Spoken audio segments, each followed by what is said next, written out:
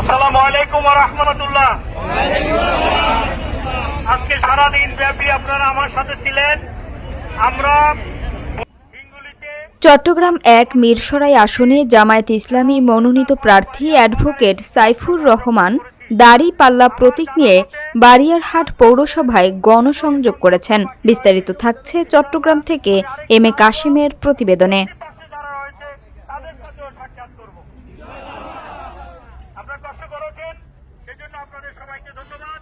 বাজারের ব্যবসায়ী এবং এলাকার লোকদেরও সাময়িক কিছু অসুবিধা হয়েছে, সেজন্য আমরা দুঃখ প্রকাশ করছি।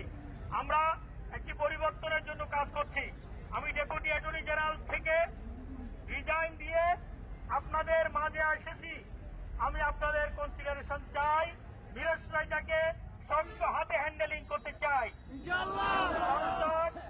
হত্যাকাণ্ড, খুন খারাপি, চাঁদাবাজি, দখলদারিত্ব, এগুলো আমরা বন্ধ করে দিতে চাই। আমরা আপনাদের সহযোগিতা চাই, আমরা আপনাদের ভালোবাসা চাই।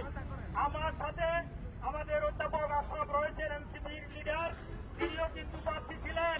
আমাদের দলের ঐক্যবদ্ধ প্রার্থী হিসাবে ওনারা এখান থেকে তাদের প্রত্যাহার করে নিয়েছেন।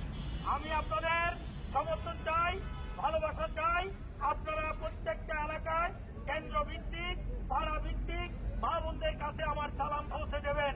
আমরা যে পরিবর্তনের জন্য কাজ করছি সেটা তাদেরকে জানিয়ে দেবেন। ইনশাআল্লাহ এদেশের পরিবর্তন হবে। মহিলারা এখন রাজপথে নেমে চলে আসছে।